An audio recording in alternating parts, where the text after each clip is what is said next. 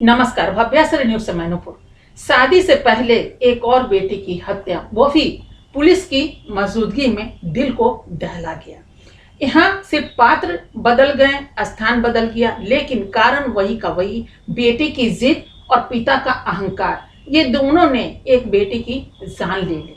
जी हाँ, ये घटना है आपको ग्वालियर की, ग्वालियर के आदर्श नगर गोला रोड की है। गोला रोड पे एक मंदिर है, वहीं पे तन्नू का घर है और तन्नू जिद पे अड़ी थी कि हम लव मैरिज करेंगे। वो किसी लड़के से प्यार करती थी। पिता पहले तो मान गए कि ठीक है, तुमको जहां शादी करनी है हम शादी के लिए तैयार हैं। ये लड़का है जिसका नाम विक्की है और विक्की उत्तर प्रदेश के आगरा के रहने वाले हैं। तो इस तरह कहानी आगे बढ़ रही थी, लेकिन अचानक क्या हुआ, उनके पिता महेश गुज्जर ने कहा कि नहीं, मुझे यहाँ पे शादी नहीं करनी है, शादी आपको वहीं करनी होगी जहाँ हम चाहेंगे। बेटी इनकार करती रही, लेकिन पिता जो है वो जिद पे अड़े रह गए और इन दोनों में यही बहस होता रहा। और एक दिन ऐसा आया कि महेश गुज्जर ने अपनी बेटी की शादी कहीं और तय कर दी। जब शादी तय कर दी तो बेटी ने इनकार किया कि हम वहाँ किसी भी कीमत पे शादी नहीं कर सकते। तो उनकी पिटाई चालू हो गई। जैसा कि आप हर जगह देखते हैं कि एक निहत्था बेटी करे तो करे क्या। वहाँ परिवार के सारे लोग उनके बिल्कुल विपरीत जगह पे हैं और आप विपरीत दिशा में बहती हुई मिल रही हैं, तो नेचुरली है कि लोग वहाँ मारपीट का भी सहारा लेते हैं, दबाव बनाते हैं कि किसी तरह हमारी बेटी मान जाए। कहा जाता है साम दाम दंड और भेद, ये चीजें जो होती है वो उसमें इस्तेमाल होता रहा। अंत यहाँ पे आ गया कि कार्ड भी छप गई और शादी के जितने भी सामान थे वो खरीदारी जो है वो भी चालू होता रहा, आता रहा और ये इनकार करती रही, इसकी पिटाई होती रही। अब 4 दिन बचे थे शादी को। अब ये छटपटा गई और छटपटाने के बाद इन्होंने कह दिया स्पष्ट रूप से कि हम शादी नहीं करेंगे। बहुत सारी बेटियों में ऐसा होता है कि वो इनकार तो करती है, लेकिन भागने की उसमें हिम्मत नहीं होती है कि हम अपने परिवार को अलग हट करके भाग जाएं या परिवार की प्रतिष्ठा से हम खिलवाड़ करें। उसमें से तन्नू नहीं थी। तन्नू ये थी कि अपने पिता को किसी तरह मना लेंगे, परिवार को मना लेंगे, इसीलिए उन्होंने ऐसा कदम नहीं उठाया और परिवार को मनाने का प्रयास करती रही। लेकिन जब कार्ड छप करके घर में आ गए तो वो विचलित हो गई और उसने स्पष्ट रूप से कह दिया कि मुझे ये शादी नहीं करनी है। तो पिता ने भी और घर के लोगों ने भी फरमान जारी कर दिया कि शादी तो वही होगी जहां मैंने तय की है और अगर ऐसा नहीं हुआ तो तुमको मार डालेंगे। अब मारने की बातें जहां आ गई, ये धमकी वाली चीज, तो तन्नू और भी छटपटा गई। आज सोशल मीडिया का जमाना है। तन्नू ने सोचा कि इनका कोई गारंटी नहीं, ये तो हर दिन हमको पीटते रहते हैं, पिटाई चालू है पूरे परिवार का, कहीं ऐसा ना हो कि ये मेरी हत्या कर दे। क्योंकि आए दिन ऐसा घटना देखने को मिल जाता है और हर आदमी के, हर महिलाओं के पास आज मोबाइल है और मोबाइल में हर न्यूज जो है वो सामने से आता रहता है। ये छुपने की बातें नहीं है कि कोई किसी से कोई समाचार छुपा ले। पहले का जमाना और था, लेकिन आज तो पल की खबर यूं चली जाती है हाथों में कि पता ही नहीं चलता। और यही चीज हुई तन्नू के साथ भी। तन्नू ने सोचा क्यों ना एक वीडियो हम बना करके पोस्ट करते समाज के लिए। हमारी जो 140 करोड़ जनता है, ये एक जज है और ये जो जजमेंट करती है वो सबको मानना होता है। और वो सोची कि क्यों ना इस चीजों को हम सामने में प्रस्तुत कर दे, ताकि अगर मेरे साथ कुछ होता भी है तो कम से कम हमारा ये वीडियो साक्ष्य और सबूत के तौर पर तो रहेगा। नहीं तो कल हो करके ये भी तो कलंक लगाया जा सकता है कि लड़की बदचलन थी और ये थी वो थी, दिस दैट, बहुत सारी बातें आ जाती हैं। क्योंकि यहाँ पे एक महिला की हत्या हो रही है तो बहुत सारी बातें पीछे पीछे आती हैं। तो 52 सेकंड का एक वीडियो तन्नू ने बनाया और उसको सोशल मीडिया पर पोस्ट कर दिया।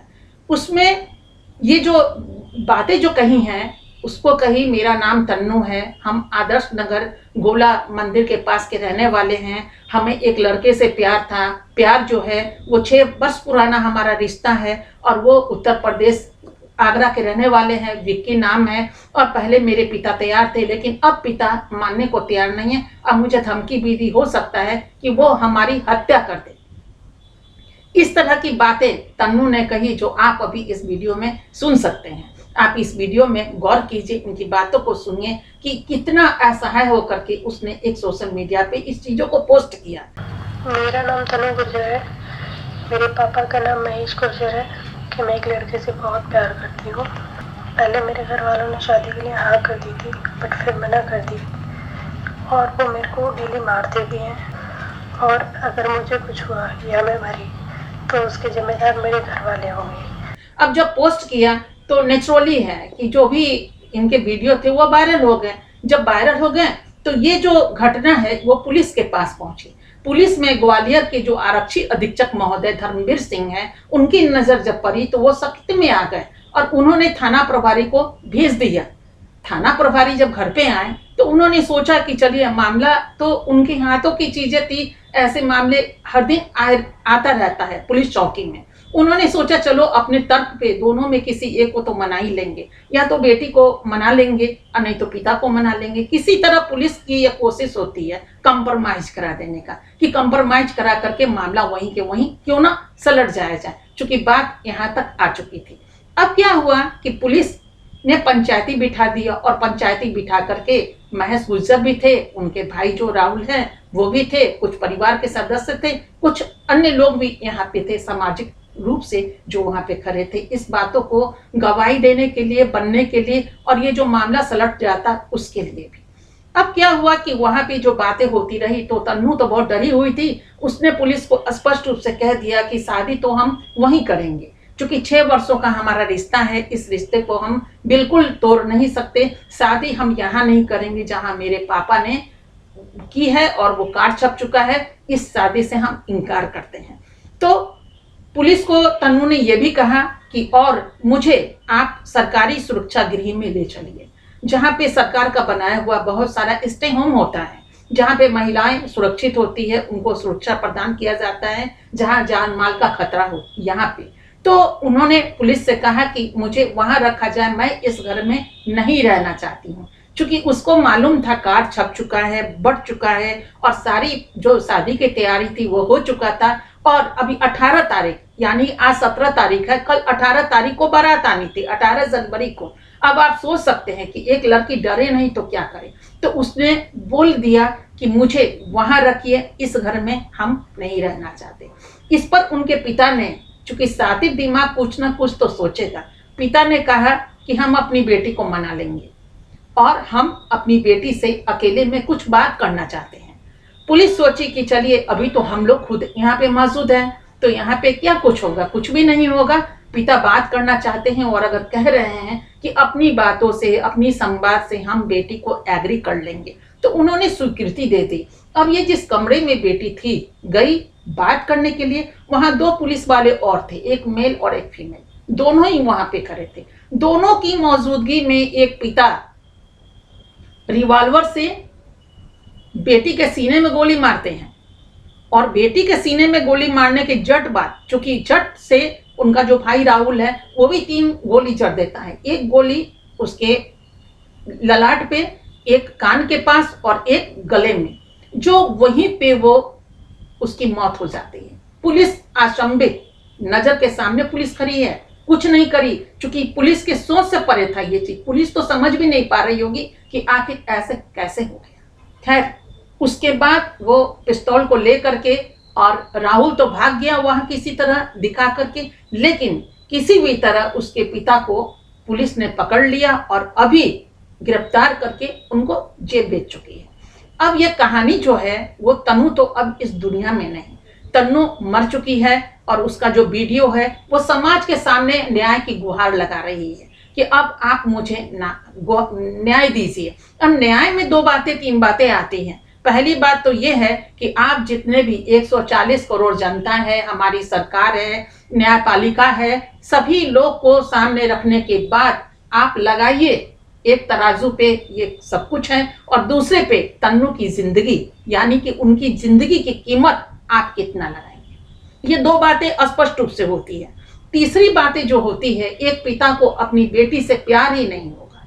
अगर एक बेटी से प्यार होता तो यहाँ तक नौबत नहीं पहुंचती, क्योंकि बेटी वैसी थी नहीं कि वह घर छोड़कर भाग रही थी। अभी 20 साल की तन्नू की उम्र ही क्या थी। 2-4 साल बाद भी अगर शादी होता, वो उतावला थी नहीं, घर से भाग नहीं रही थी, सिर्फ अपने पिता को, परिवार को समझाने की कोशिश में थी कि हमको वहां शादी करना है।